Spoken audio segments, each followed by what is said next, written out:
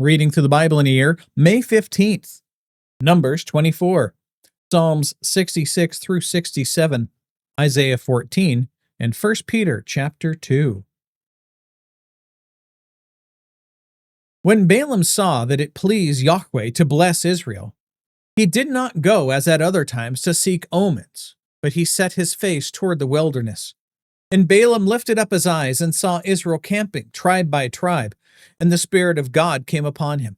He took up his discourse and said, "The oracle of Balaam, the son of Beor, and the oracle of the man whose eye is opened, the oracle of him who hears the words of God, who sees the vision of the Almighty, falling down, yet having his eyes uncovered. How fair are your tents, O Jacob, your dwellings, O Israel!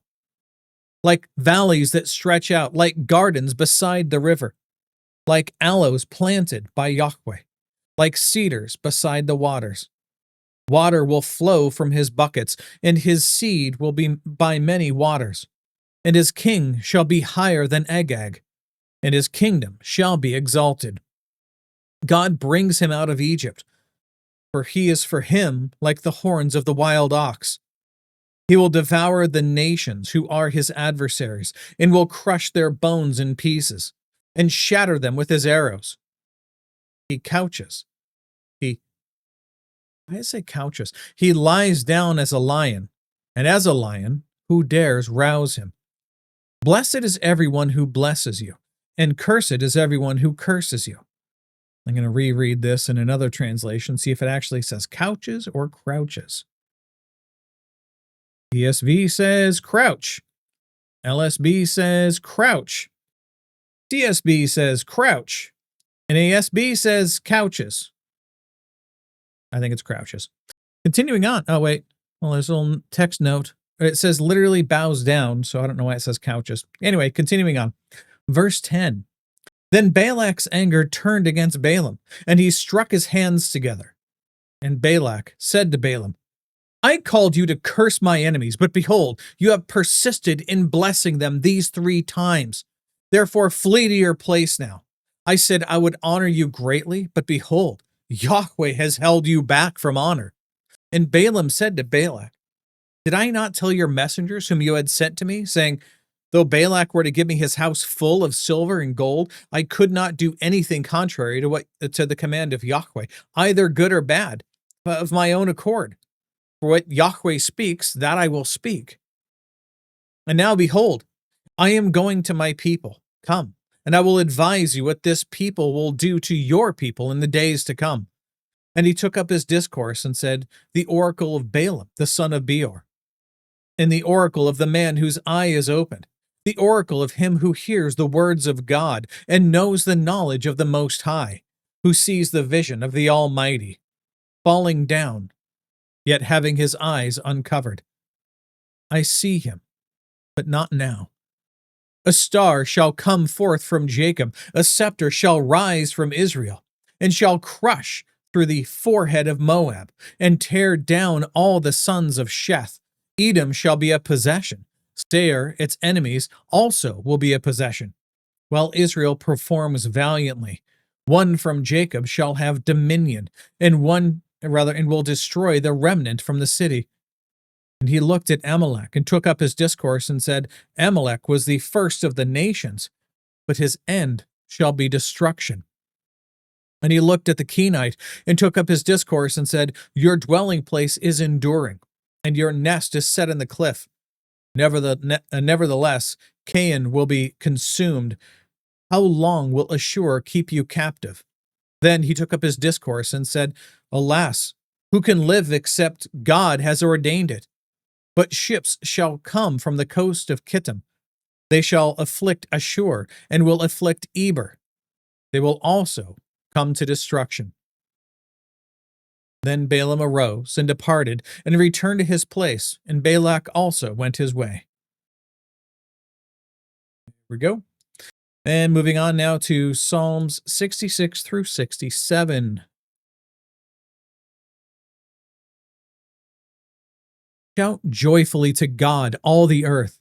Sing the glory of his name. Make his praise glorious. Say to God, how awesome are your works! Because of the greatness of your power, your enemies will give feigned obedience to you. All the earth will worship you and will sing praise to you. They will sing praise to your name. Come and see the works of God, who is awesome in his deeds towards the Son of Man, or toward the Son of Men, starting over, towards the sons of men. Just adding all sorts of plurals all over there, aren't I? Verse 6, he turned the sea into dry land. They passed through the river on foot. There, let us rejoice in him. He rules by his might forever. His eyes keep watch on the nations. Let not the rebellious exalt themselves. Bless our God, O peoples, and sound his praise abroad, who keeps us in life and does not allow our feet to slip. For you have tried us, O God. You have refined us as silver is refined. You brought us into the net. You laid an oppressive burden upon our loins. You made men ride over our heads. We went through fire and through water. Yet you brought us out into a place of abundance. I shall come into your house with burnt offerings. I shall pay you my vows, which my lips have uttered, and my mouth spoke when I was in distress. I shall offer you burnt offerings of fat beasts with the smoke of rams. I shall make an offering of bulls with male goats. Come and hear, all who fear God, and I will tell of what he has done for my soul. I cried to him with my mouth, and he was extolled with my tongue. If I regard wickedness in my heart, the Lord will not hear, but certainly God has heard. He has given heed to the voice of my prayer. Blessed be God, who has not turned away my prayer, nor his loving kindness from me. Psalm 67. God be gracious to us and bless us, and cause his face to shine upon us, that your way may be known on the earth, your salvation among all nations. Let the peoples praise you, O God. Let all the peoples praise you. Let the nations be glad and sing for joy, for you will judge the peoples with uprightness, and guide the nations on the earth. Let the peoples praise you, O God. Let all the peoples praise you. The earth has yielded its produce. God, our God, blesses us. God blesses us, that all the ends of the earth may fear him. Moving on now to Isaiah 14.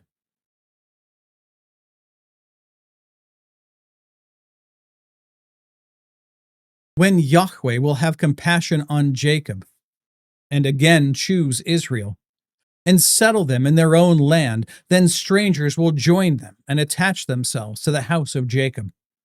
The peoples will take them along and bring them to their place, and the house of Israel will possess them as an inheritance in the land of Yahweh, as male servants and female servants, and they will take their captors captive and will rule over their oppressors. And it will be in the day when Yahweh gives you rest from your pain and turmoil and harsh service in which you have been enslaved, that you will take up this taunt against the king of Babylon and say, how the oppressor has ceased, and how fury has ceased. Yahweh has broken the staff of the wicked, the scepter of rulers, which used to strike the peoples in fury with unceasing strokes, which subdued the nations in anger with unrestrained persecution. The whole earth is at rest and is quiet. They break forth into shouts of joy. Even cypress trees rejoice over you, and the cedars of Lebanon, saying, since you were laid low, no tree cutter comes up against us. Sheol from beneath is excited over you to meet you when you come. It arouses for you the spirits of the dead, all the leaders of the earth. It raises the kings of the nations from their thrones. They will all respond and say to you, even you, have been made as weak as we. You have become like us. Your pomp and the music of your harps have been brought down to Sheol. Maggots are spread out as your bed beneath you, and worms are your covering. How you have fallen from heaven, O star of the morning, son of the dawn! You have been cut down to the earth, you who have weakened the nations. But you said in your heart, I will ascend to heaven. I will raise my throne above the stars of God, and I will sit on the mount of the assembly in the recesses of the north. I will send above the heights of the clouds. I will make myself like the Most High. Nevertheless, you will be thrust down to Sheol, to the recesses of the pit. Remember, that's the place of the dead. Those who see you will gaze at you. They will ponder over you, saying, Is this the man who made the earth tremble, who shook kingdoms, who made the world like a wilderness and overthrew its cities, who did not allow his prisoners to go home? All the kings of the nations lie in glory, each in his own tomb. But you have been cast out of your tomb like a rejected branch, clothed with the slain who are pierced with the sword, who go down to the stones of the pit like a trampled corpse. You will not be united with them in burial, because you have ruined your country. You have slain your people. May the offspring of evildoers not be mentioned forever. Prepare for his sons a place of slaughter, because of the iniquity of their fathers. They must not arise and take possession of the earth, and fill the face of the world with cities. I will rise up against them, declares Yahweh of hosts, and will cut off from Babylon name and survivors, offspring and posterity, declares Yahweh. I will also make it a possession for the hedgehog and swamps of water, and I will sweep it with the broom of destruction, declares Yahweh of hosts. Yahweh of hosts has sworn, saying, Surely, as I have intended, so it has happened. And as I have planned, so it will stand. To break Assyria in my land, I will trample him on my mountains. Then his yoke will be removed from them, and his burden removed from their shoulder.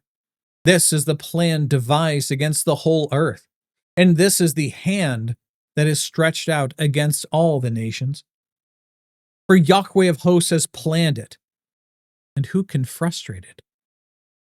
And as for his stretched out hand, who can turn it back? In the year that King Ahaz died, this oracle came.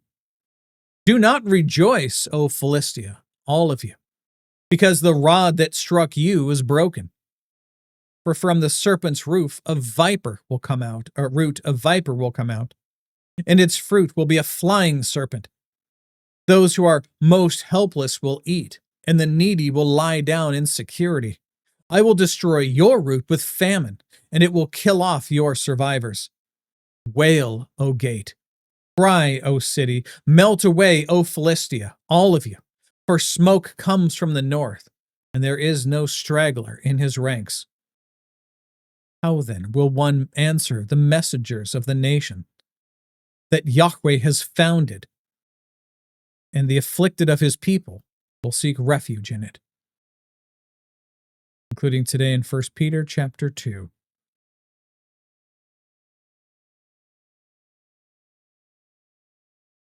Peter continues, Therefore, putting aside all malice and all deceit and hypocrisy and envy and all slander, like newborn babies, long for the pure milk of the word, so that by it you may grow so that by it you may grow in respect to salvation, if you have tasted the kindness of the Lord. And coming to him as to a living stone which has been rejected by men, but is choice and precious in the sight of God, you also, as living stones, are being built up as a spiritual house for a holy priesthood, to offer up spiritual sacrifices acceptable to God through Jesus Christ. For this is contained in Scripture. Behold, I lay in Zion a choice stone, a precious cornerstone, and he who believes in him will not be disappointed.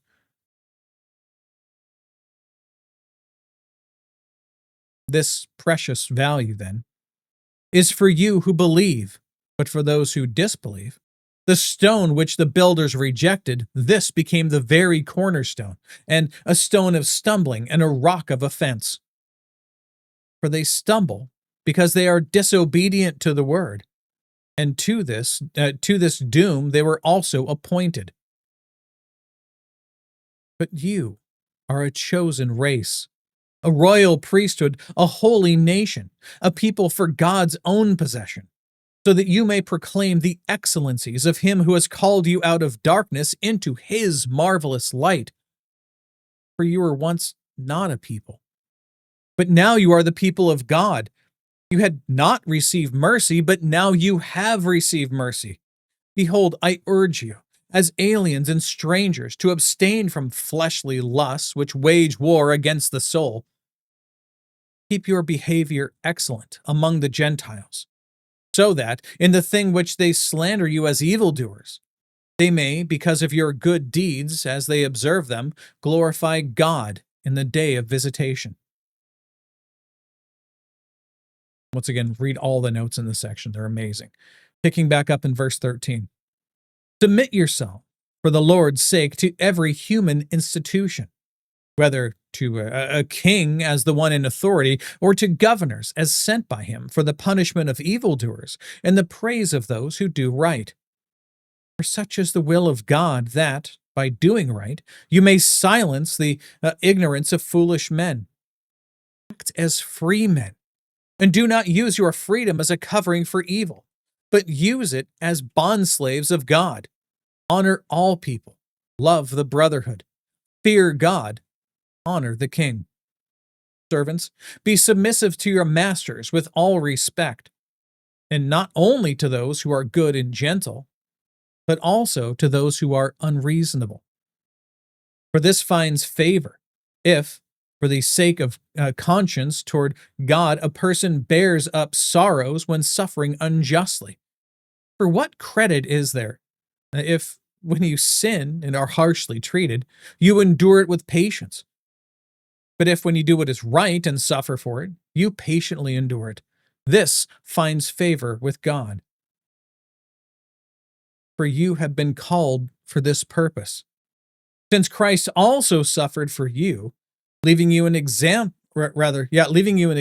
for you to follow in his steps, who committed no sin, nor was any deceit found in his mouth.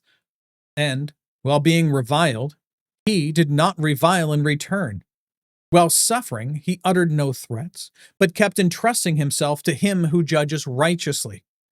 He himself bore our sins on his body, on the cross, so that we might die to sin and live to righteousness. For by his wounds you were healed. For you were continually straying like sheep, but now you have returned to the shepherd and guardian of your souls. And that's it. That's all the reading and all of the notes for today. God willing, we'll be back tomorrow. Behold, the word of the Lord.